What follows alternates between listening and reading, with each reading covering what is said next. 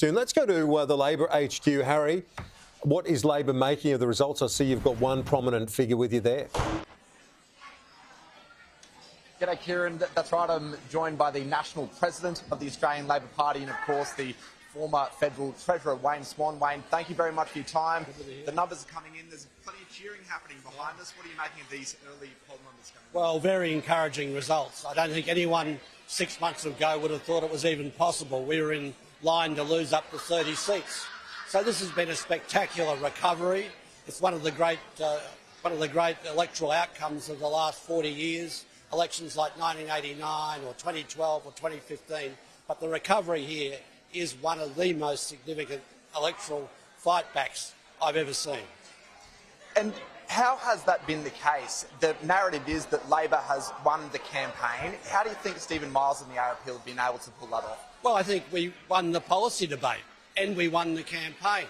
The clarity of what has been offered in terms of cost of living relief, the $1,000 off the power bill, the 50-cent bus fares, those sorts of things spoke directly to cost of living concerns. But also, which came up late in the campaign, is the fact that the LNP in Queensland is captured by a US-style conservative grouping on this issue of abortion. And the failure of Mr Christodoulou to deal with that effectively, to, if you like, hide his own position and hide the fact that 90% of his party room is voted against decriminalising abortion, was a very big blow for the Conservatives.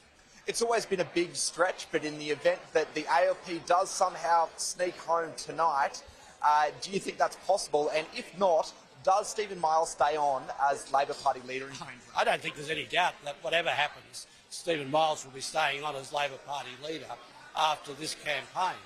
But what happens for the rest of the night is unknown. As we know, there's a very large pre-poll vote out there.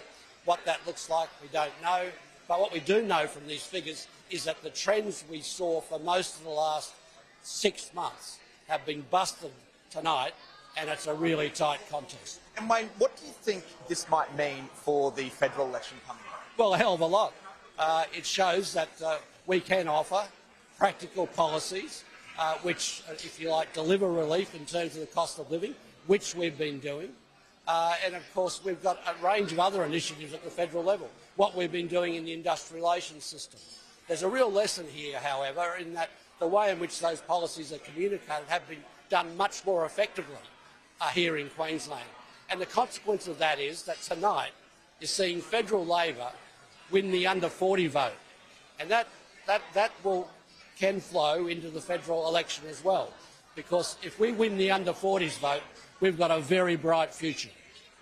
Thanks very much, Wayne. Wayne Swan with a bit of a spring in his step here at the MD, the Marumba Downs Tavern in the electorate of Marumba, which is, of course, held by the Queensland Premier, Stephen Miles. We are expecting to see him, of course, come and deliver a speech at some point, whether that's a commiseratory speech or a celebration of what's clearly been a successful campaign for Labor remains to be seen.